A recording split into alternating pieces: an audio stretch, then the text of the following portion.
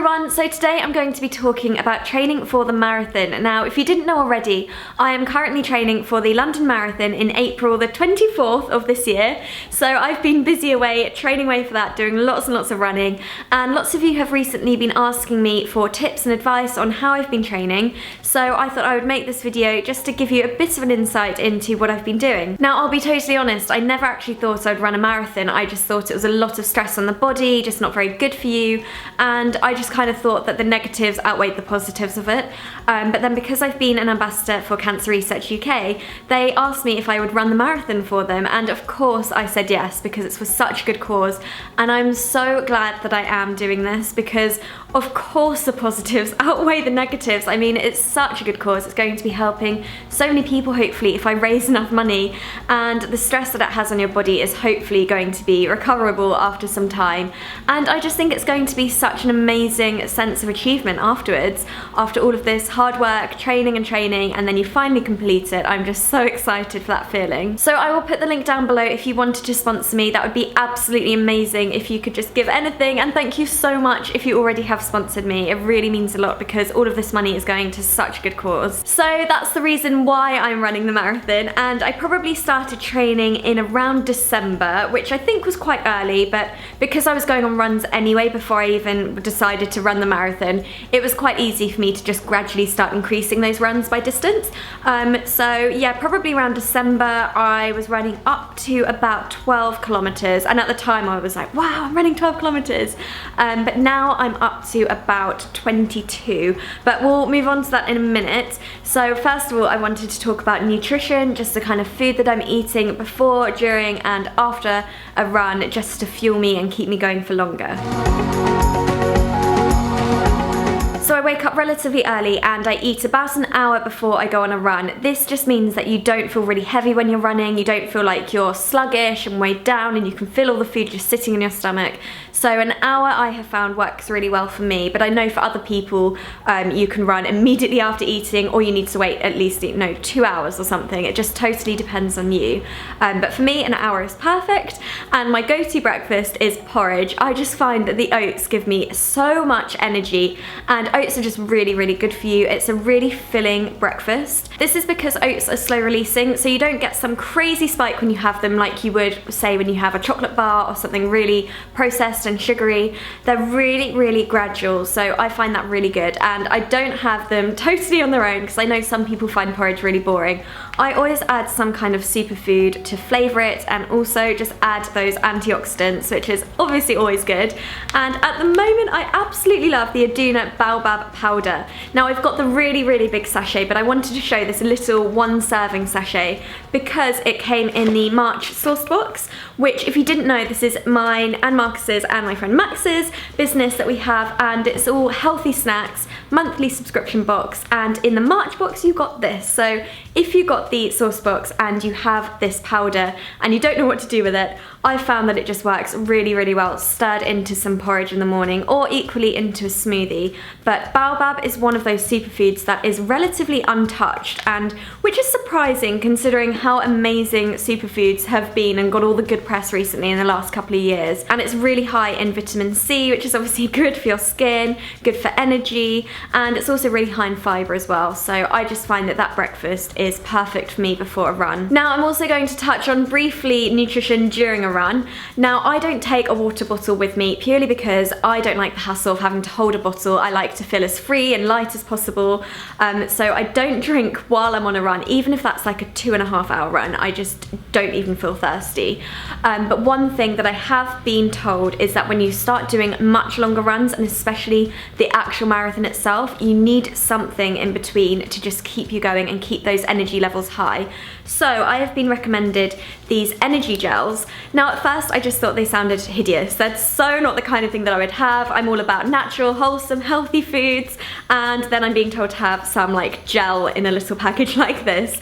But it's basically just fructose, which is going to raise your energy levels and keep you going for longer, because I can imagine when it comes to the actual marathon, halfway through, oh, my eyelashes have just got stuck. Oh, I've just got fake eyelashes yesterday. They're so annoying sometimes. Halfway through, I can imagine you're gonna get really, really tired and just almost feel like you have no energy to keep going.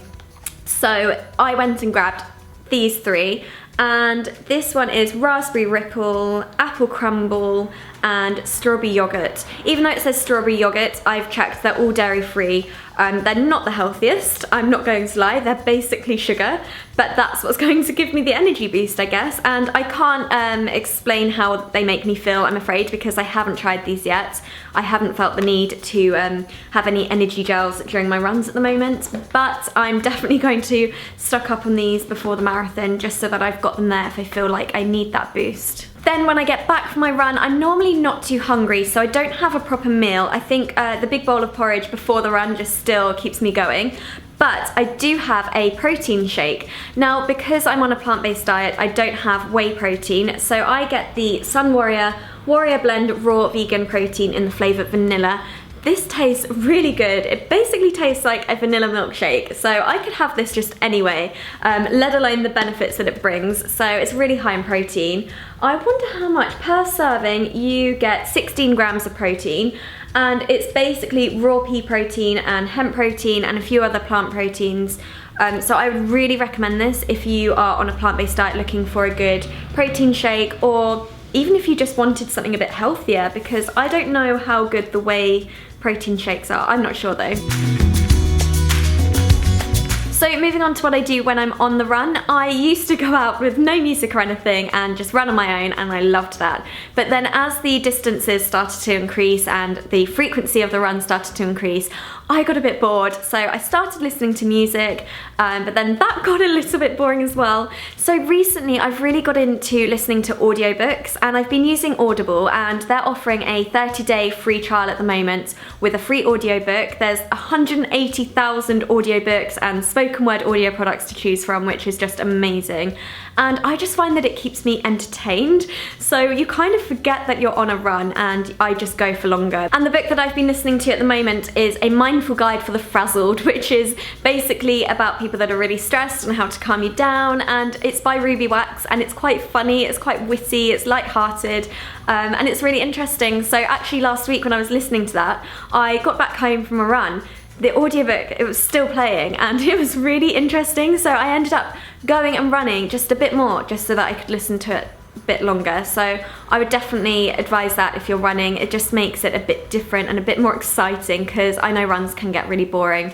If you wanted to try out the 30-day trial, just go to audible.com/Niomi Smart, and yeah, you can pick a free audiobook. So for the actual training, what I started off doing around December time was going on about 5k runs, which at the time felt like quite a lot, but they're actually now my shortest runs.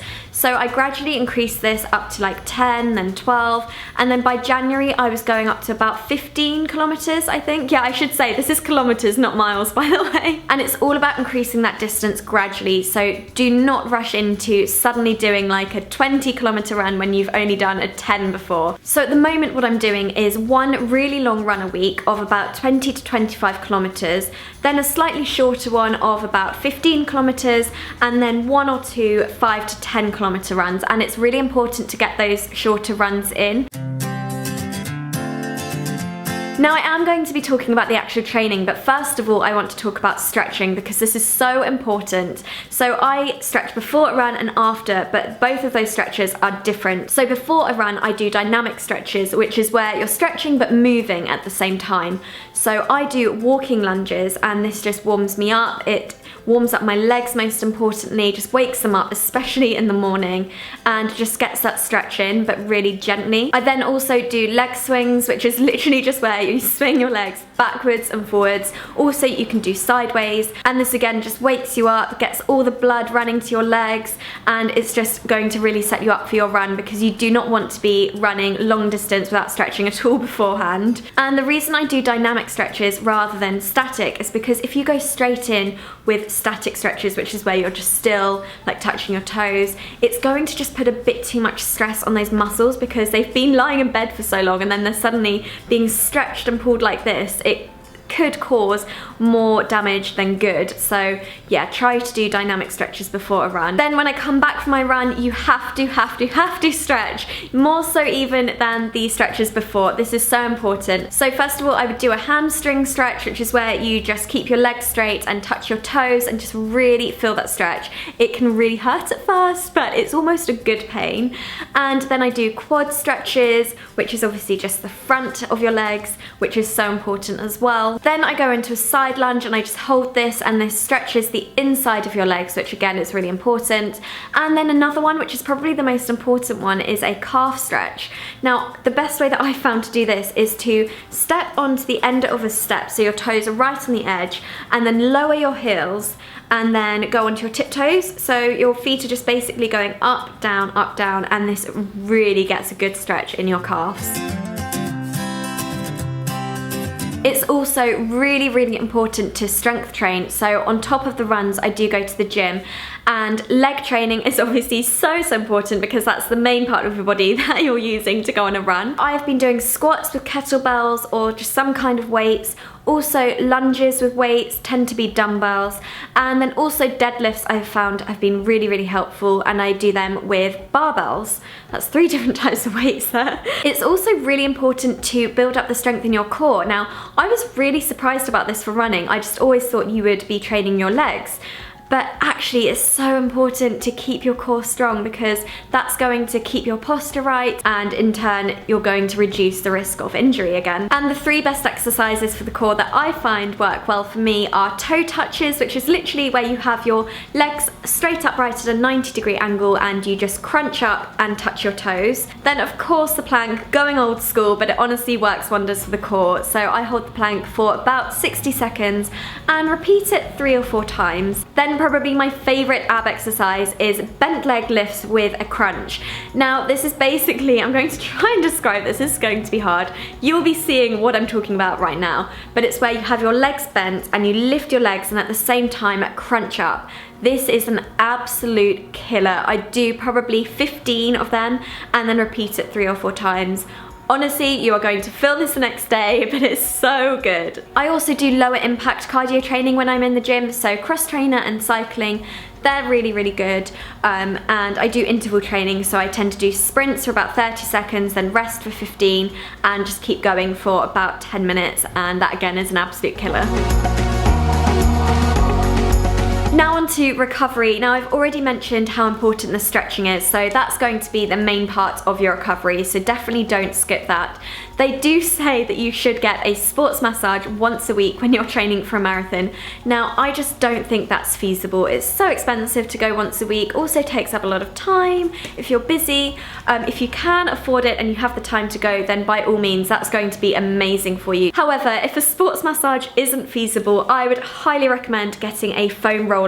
This is basically a sports massage at home, and they're so cheap, like £15 I think, if that. And you literally just lie it on a mat on the floor and you just roll out your legs up and down. If you feel a point that's really sore, you can just do like a pressure point and hold it there for a few seconds, and it really helps. So yeah, if you're training for the marathon or doing lots of running, definitely get one of these, they're amazing. Now I'm also going to mention an injury. I'm absolutely gutted, but I have injured my left leg. I can't believe it. I honestly thought I was doing so well and that I wasn't going to get injured, but it's been really gradual. My left leg just slightly started hurting, and then the last run that I went on Friday, so I haven't been on a run in nearly a week, it was just so painful, and it's almost to the point where I'm limping when I'm walking. So yeah, I haven't been on a run in a week, and yeah, I need to get this sorted. Obviously this is new for me, but the only advice I can give is to go and see a physio, which I haven't done, so I need to take my own advice. But yeah, get it sorted as quickly as you can and don't run on it. That's the worst thing to do. So what I've been doing instead is going to the gym and working on the cross trainer and cycling just to keep my fitness levels up. It's obviously not the same as running, but it's low impact, so it's the only thing that I can do at the moment. And I'm just praying that this this injury is going to go soon. I'm going to see a physio and try and get it sorted. And yeah, I'm just praying that I can still run the marathon. I'm determined. I will run the marathon. I'm just going to tell myself. It's all about positive thinking. If you're interested in the trainers that I've been running in and also my sportswear, I made a whole video on new sportswear that I got, so I will link that down below for you. Also, the link for Audible is in the description box, and I really hope you found this video interesting. Let me know what you think, and I will see you very soon. Bye! Hi everyone, so today I'm going to be showing you my updated makeup routine. I haven't done this video in quite a while, so obviously my makeup has changed quite a lot since I last did that.